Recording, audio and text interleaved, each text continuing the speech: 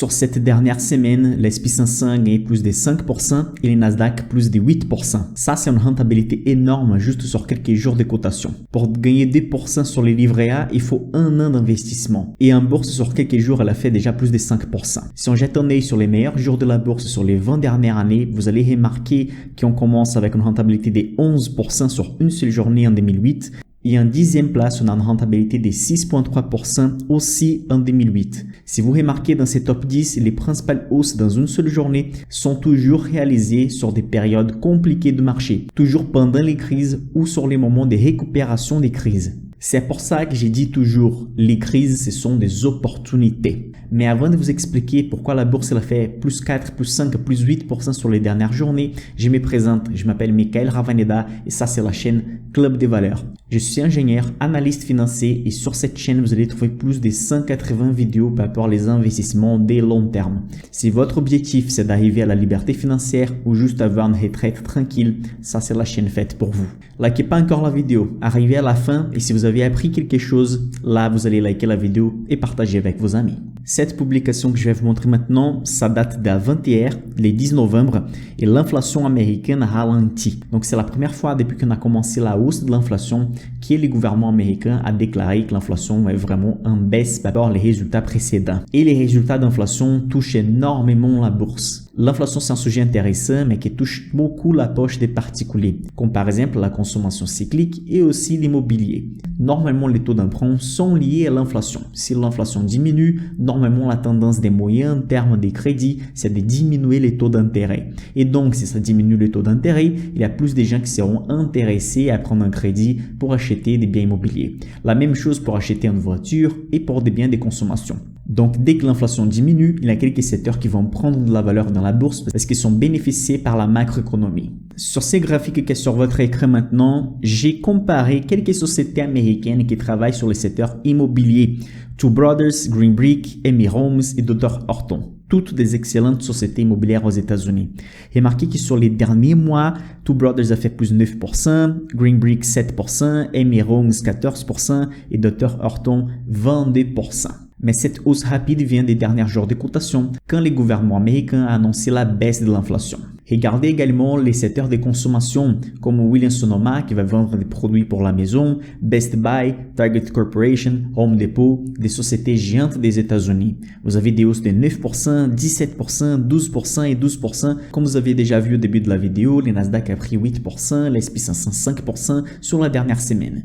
Mais si vous avez un portefeuille avec des sociétés rentables, peu endettées, qui vont se bénéficier des critères macroéconomiques et surtout sont sous-valorisés, là vous pouvez faire des rentabilités encore plus élevées. Regardez cette image maintenant. Ça c'est un portefeuille que j'ai créé ici sur YouTube. J'ai investi 10 000 $ de ma poche.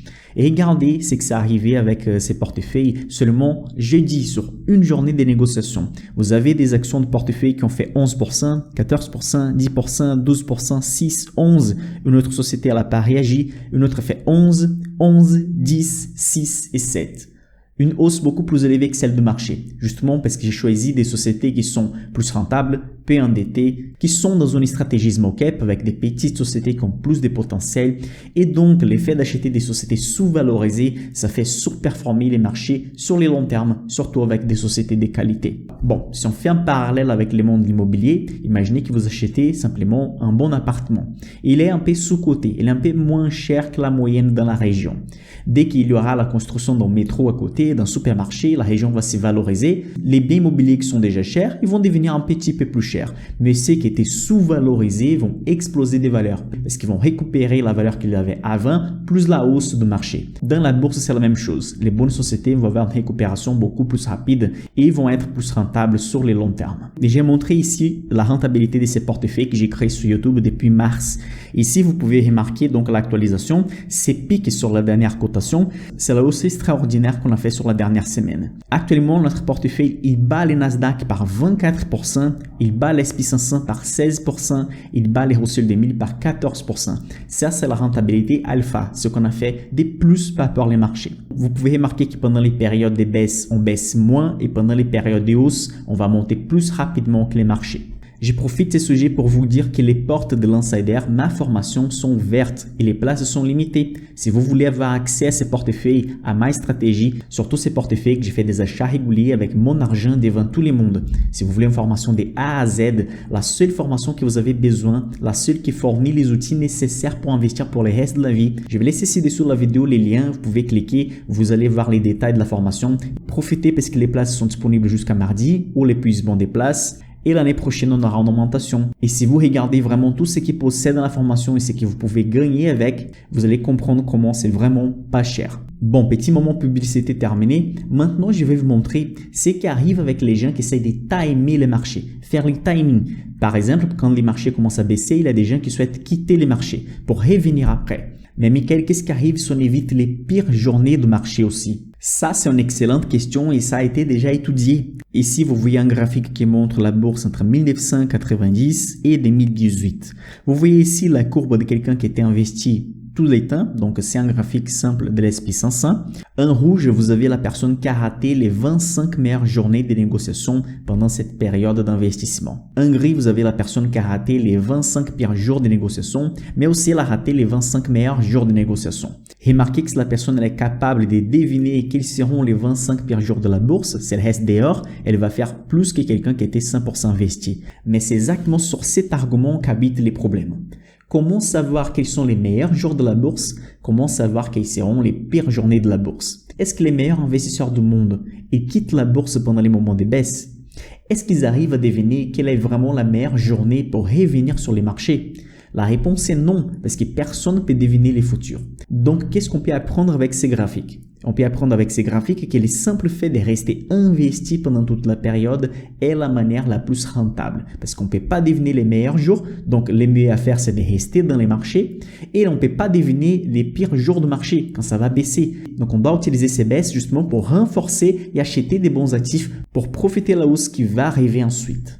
Ce que je vais vous montrer sur l'écran maintenant, c'est un graphique qui montre la probabilité d'être gagnant sur une année dans la bourse. Donc, si vous placez l'argent le 1er janvier et vous quittez l'argent le 31 décembre. Cette étude a été faite entre 1927 et 2018. 91 années d'études. Vous voyez que sur 73% du temps, les marchés il est positif. Sur 73% des années, quelqu'un qui a mis l'argent en janvier a quitté en décembre avec un résultat positif. Donc, ça fait plutôt 3/4 du temps positif. Mais si on regarde sur des périodes de 10 ans ou plus, ça monte à 94% la probabilité de sortir positif. Cette étude elle a pris en compte, par exemple, quelqu'un qui a commencé en 1927 et a terminé en 1937, ensuite 28, 38, jusqu'à arriver à la date de 2018. Et là, on considère la période de la pire crise de l'histoire, 1929. On considère la Première Guerre mondiale, la Deuxième Guerre mondiale et aussi la fin de l'étalon or en 1970. Si on considère donc la DCA, les achats réguliers, donc la récupération de l'argent, même pendant les crises, ça s'est fait beaucoup plus rapidement. Donc l'investisseur qui est en bourse, il doit obligatoirement investir sur les longs termes. Remarquez ces graphiques ici, on a les graphiques de S&P 500. Sur les années 2000, on a fait moins 40, ensuite on a fait plus 60, ensuite les marchés ont fait moins 45, ensuite plus des 164, ensuite les marchés ont fait moins 33, ensuite plus 63 et maintenant moins 25 ils commencent à se récupérer. La bourse elle est un cycle, il y a des imprévus, des conflits et des choses qu'on ne peut pas prévoir, mais on a toujours besoin des sociétés qui génèrent des richesses, qui génèrent des produits, qui vont créer des services. Les sociétés gagnent de l'argent, une partie de la recette elles vont verser en forme de salaire, mais aussi on peut profiter des sociétés comme actionnaires. Et tout ça avec quelques dizaines d'euros.